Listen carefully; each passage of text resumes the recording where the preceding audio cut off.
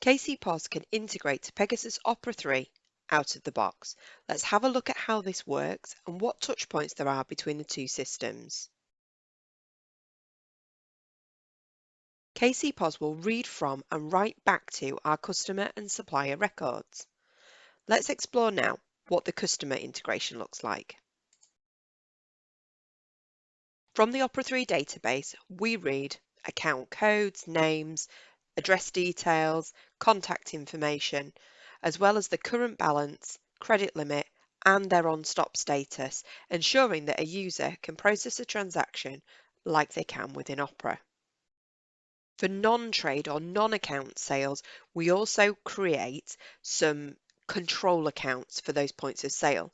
These can be till by till or branch by branch. They're just a point at which those transactions need to post back into the system. We link each of those accounts to the relevant bank account within the cash book, and we recommend that a daily takings account is created to allow you to properly control and audit what's happened. For non-credit or fully paid transactions, an invoice and a receipt fully allocated will be posted either for each individual transaction or on a daily batch basis, subject to how you have the system configured. The information that's held within those transactions is exactly the same as if you'd posted it through the sales ledger. You'll see the product details, the analysis codes, and the VAT breakdown, all exactly the same. If you raised transactions as sales or purchase orders instead of invoices, equally they would post to the relevant modules too. So let's explore now what we're reading out for stock. We read out the stock codes, descriptions, barcodes, VAT rates, which category of stock they sit within, the cost prices, sell prices, supplier prices, customer prices, in-stock, free stock availability, so to allow us to sell or do stock taking.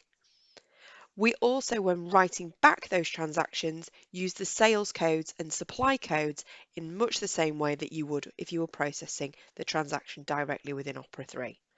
It ensures that the data integrity is correct and that both systems are fully working together. Opera 3's toolkit requires us to post using receipt and refund names because that's how Opera posts sales and receipts and refunds. If you're using the cash book though, they will post into cash book processing.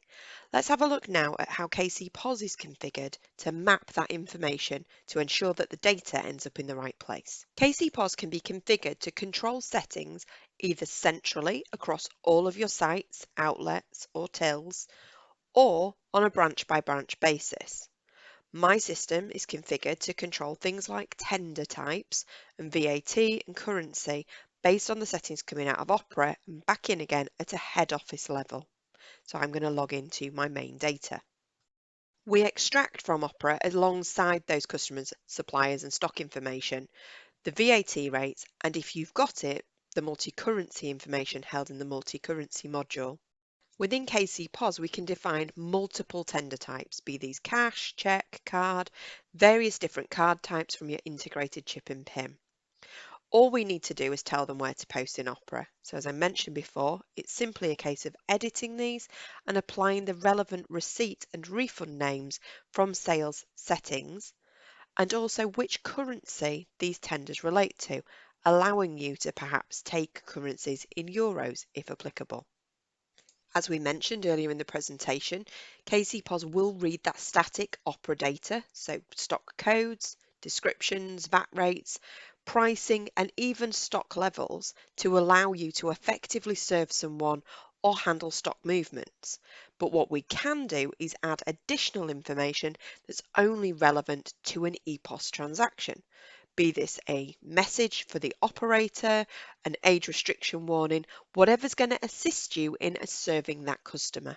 And finally, in the individual tills configuration, if I'm using multi-warehousing, I need to tell them which warehouse this till links to.